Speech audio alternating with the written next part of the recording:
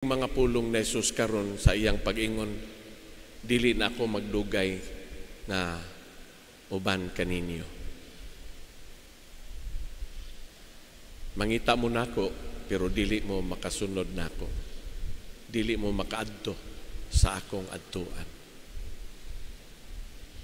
Kana bitaw mga pulong nga panamilit sa dili pa ang kamatayon. Apan miingon dayon siya nga doon ako'y bagong sugo. Pagigugma ay kamo, sama nga ako nahigugma kaninyo. Unsa may iyang gipasabot dinhi? Ang iyang gipasabot mao nga kining iyang gugma is self-sacrifice. Nga diin, iyang itugyan ang iyang kaugalingon ngadto sa mga Hudiyo. Ug patyon siya. Ang iyang kamatayon dili ingon nga walay pulos. Apan ang iyang kamatayon mao ang kamatayon diin iyang gibugti ang iyang kinabuhi tungod ug alang kanato. Ingon ba ka niini ang definition niining gugma nga gisgutan ni Jesus karon? Pagigugma ay kamo, sama nga ako nahigugma kaninyo. Mga kaigsuunan, kining gugma nga gisgutan ni Jesus dili lang kutob sa pulong apan naagyud di ay ni diha sa buhat. Nga diin si Jesus mitugyan sa iyang kinabuhi aron kita makakaplag ug kaluwasan pinaagi sa iyang pagkabanhaw. Ug mao baya nga sumpay niining pag-ingon ni Jesus pagigugma ay kamo, sama nga ako nahigugma kaninyo. Kung maghigugma ay kamo, makahibalo ang tanan nga kamo akong mga tinun-an. If you love each other, people would come to see and know that you are my disciples. Mga kaigsuunan, kini baya di ang pulong gugma, dili lang ni siya magpabiling pulong. Apanduna ni siya kinabuhi, pinaagi sa buhat.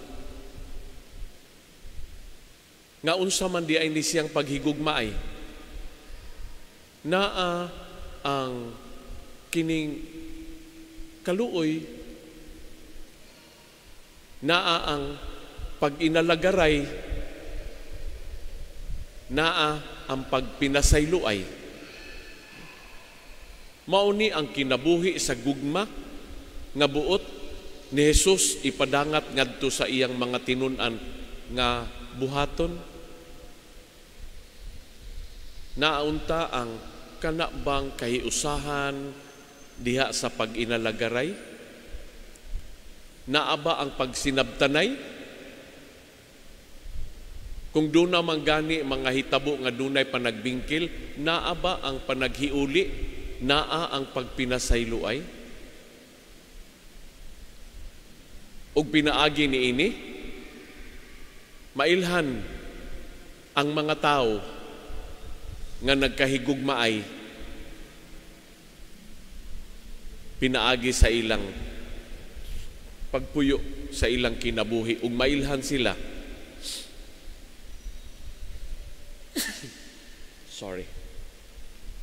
nga iya ni Kristo, sila iya ni Kristo.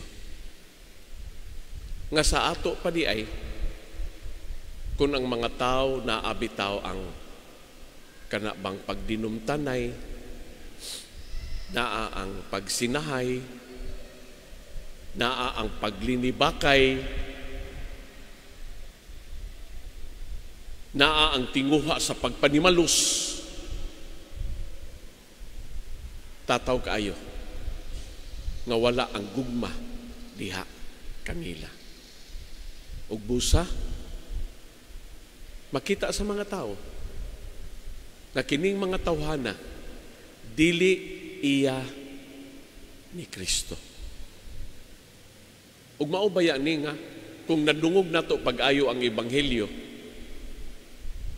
si Judas milakaw.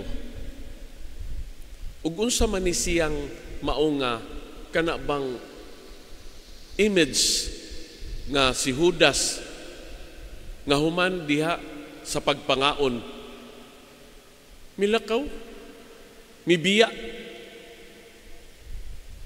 Pulong pa sa daghang kaayong mga komentarista mahitungod ni ining mao nga dapit bahin sa ebanghelyo.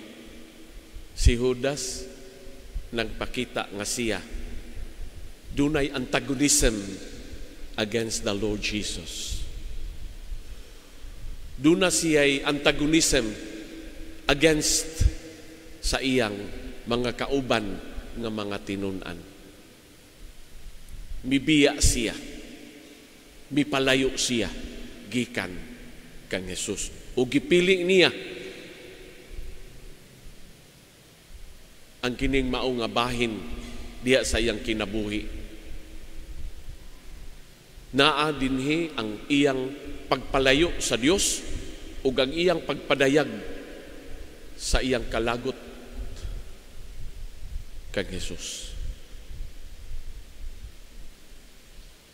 Ug mao gani nga si Jesus mingon dayon sa mga nahabilin nga mga tinun-an, doon ako'y bagong sugo, paghigugmaay kamo.